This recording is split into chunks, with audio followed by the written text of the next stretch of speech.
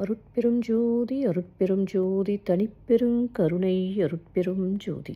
எல்லா உயிர்களும் இன்புற்று வாழ்க, வள்ளல் மலரடி வாழ்க வாழ்க. வாழ்க வளமுடன்.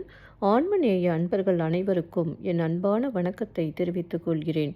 இன்று நாம் அறத்துப்பாலில் 5வது அதிகாரமான இல்வாழ்க்கை என்ற அதிகாரத்தில் உள்ள 2வது குறளுக்கு சன்மார்க்க விளக்கம் காண்போம். குறள் எண் 42. துறந்தார்க்கும் துவ்வாதவருக்கும் இறந்தார்க்கும் இல்வாழ்வான் என்பான் துணை. துறந்தார்க்கும் துவ்வாதவருக்கும் இறந்தார்க்கும் இல்வாழ்வான் என்பான் துணை. முதலில் உலகியல் விளக்கம் காண்போம். துறந்தவருக்கும் வறியவருக்கும் தன்னிடத்தே இறந்தவருக்கும் இல்லறம் மேற்கொண்டு வாழ்கிறவன் துணையாவான். இப்பொழுது சன்மார்க்க விளக்கத்தை காண்போம்.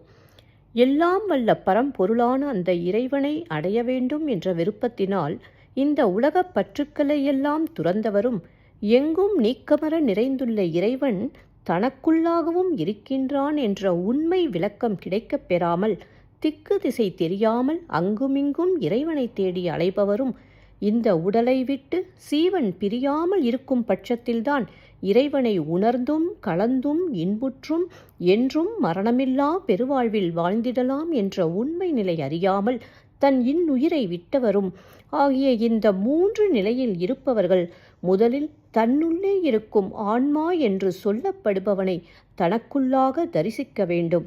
அந்த ஆன்ம ஒளியே இறை ஒளி என்பதை அறிய வேண்டும். சாகா நிலை பெற அதுவே துணையாகும். மீண்டும் ஒரு முறை கூறுகிறேன்.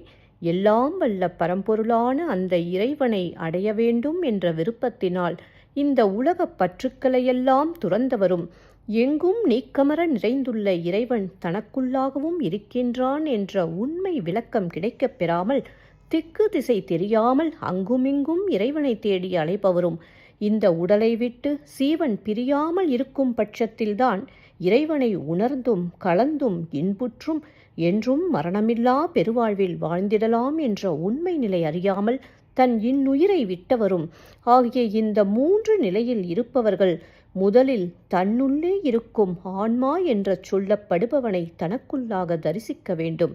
அந்த ஆன்ம ஒளியே இறை ஒளி என்பதை அறிய வேண்டும்.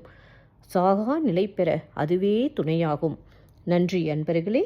மீண்டும் அடுத்த பதிவில் உங்களை சந்திக்கும் வரை உங்களிடமிருந்து விடைபெறுவது திருமதி பாரதி சேகர். வாழ்க வளமுடன்.